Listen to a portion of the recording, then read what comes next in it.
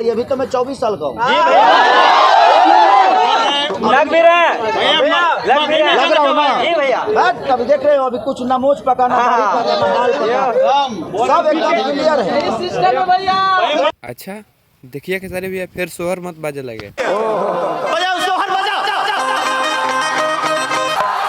कैसी हमारी भोजपुरी इंडस्ट्री की अभी की ग्लोबली सच्चाई है कि अभी के टाइम में अगर कोई भोजपुरी में जिनका गाना सुना जा रहा है, अगर कोई बज रहा है तो वो सिर्फ़ और सिर्फ पवन सिंह है।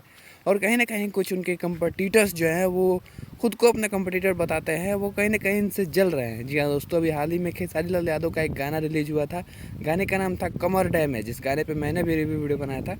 और मतलब गाना का रिलीजिंग इवेंट किया जाता है। जी हाँ दोस्तों, पहले तो इनका मतलब बहुत ही कम, अगर कोई बड़ा गाना आता था जो इससे कि सारे गामा से कोई गाना आता था तभी कोई इवेंट होता था। लेकिन कहीं ना कहीं इनको विवाद करने का एक नया मंच मिल चुका है कि जब गाना रिलीज करो, रिलीजिंग इवेंट बनाओ और मतलब वहाँ से कुछ ना कुछ बोल दो। तो ये चीज़ भी उन्होंने पवन सिंह से ही सीखा है। जी हाँ दोस्तों, पवन सिंह पिछली बार अपने गाने सड़िया के रिलीजिंग इवेंट में उनको बोले थे, तो कहीं ना कहीं उनके ही रास्ते पे चलते हुए खेसारी लाल यादव ने भी 2 बार ऐसा कर चुके हैं। आज से 2 हफ्ते पहले पवन सिंह का गाना आया था जिसका नाम था सड़िया। इसके रिलीजिंग इवेंट में पवन सिंह ने खेसारी लाल यादव को ललकारा था और बताया था कि अगर बात करना ही है तुमको तो सामने आके बात करो। हम भाया भाया वाला आदमी ना, हम डायरेक्ट वाला आदमी।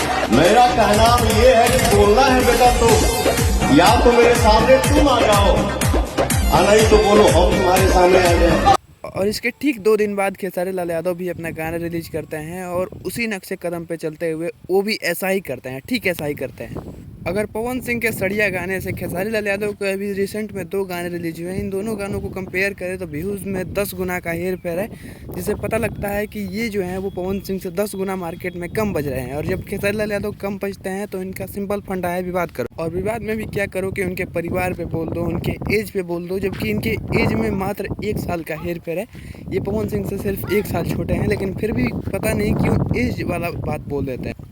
अब यही पे पवन सिंह कहीं स्टेज से जाके सुअर बजवा दे तो कवन हो भैया कि काहे कर तरह। इन सब में एक बात अच्छा हुआ है कि पवन सिंह जो है वो इस सब पे ध्यान नहीं दे रहे हैं, वो सिर्फ अपना काम कर रहे हैं, फिल्म की शूटिंग कर रहे हैं और इनके बातों पे, इनके विवादों पे ध्यान नहीं दे रहे हैं, क्योंकि जानते हैं कि अगर हम बोल देंगे तो फ़ायदा इसका होगा, गाना इसका चलेगा, मेरा कुछ भी नहीं है, मेरा उल्टा नाम बदनाम होगा। तो कहीं ना कहीं पवन सिंह को चुप रहना ही बेहतर है। पवन सिंह को बड़े बड़े बॉलीवुड सेलिब्रिटीज़ से बड़े बड़े प्रोजेक्ट्स आ रहे थे, जैसा कि उनके मैनेजर ने एक इंटरव्यू में बताया था कि बहुत सारे प्रोजेक्ट आए हैं जिन्हें पवन सिंह करने वाले हैं।